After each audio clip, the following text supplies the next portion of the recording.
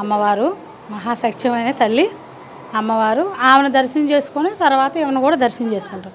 కానీ అమ్మవారు నవరాత్రులు అంటే 9 రోజులు మంచిగా ఆ తల్లిని కొలుసుకుంటే ఆ అమ్మవారు కూడా మనకు ఒంటి మీదకి వచ్చేస్తుంది అనమాట. అంత నేముగా అంత మనసుపూర్తిగా మనం ఆమె దీక్షలోనే ఉండి ఆమెకే మనం పూజించుకొని ఆమె మనసులో నింపుకోవాలి.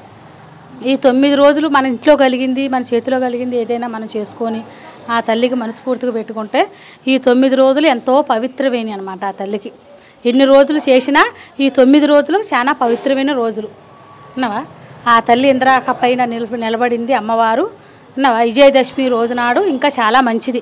ఎవరే కానీ విజయదశమి రోజునాడు దర్శనం చేసుకొని ఆ అమ్మవారి అనుగ్రహం అనేది చూస్తే ఆమె నిలిచిన రోజు కాబట్టి ఆ రోజు అన్ని ఆయువు ఆరోగ్యాలు అన్న వస్త్రం దొరికి అన్ని విధాలు బాగుంటుంది. చేసిన వాళ్ళకు కూడా సంతోషంగా ఉంటారు. ఆ తలుచుకున్న వాళ్ళు కూడా ప్రతి వాళ్ళు సంతోషంగా ఉంటారు. ఇవాళ అన్నపూర్ణాదేవి అంటే అన్నిటికంటే అన్నదేవత గొప్ప తల్లి.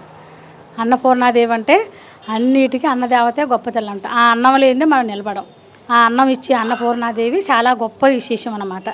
ఆ అమ్మవారి అనుగ్రహం కలిగి ఆ తల్లి అనుగ్రహం కలగాలి. ఆ అన్నపూర్ణాదేవి అనుగ్రహం ఈ దేశంలో అందరికీ కలిగి ఆ అన్నం అనేది అందరికీ ముట్టి ఆయువు ఆరోగ్యాలతోనే సంతోషంగా ఉండాలి.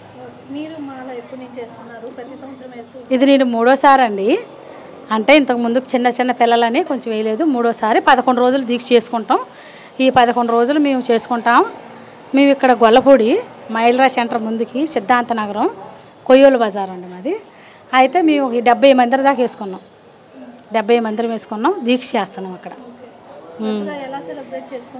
దసరాకి విజయవాడకి అంటే ఇక అమ్మవారికి దసరా అంటే బాగా చేస్తారు ఇష్టంగా.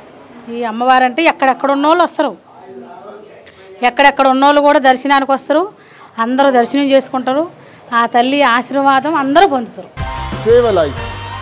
Download uBlood app. uBlood for the new blood.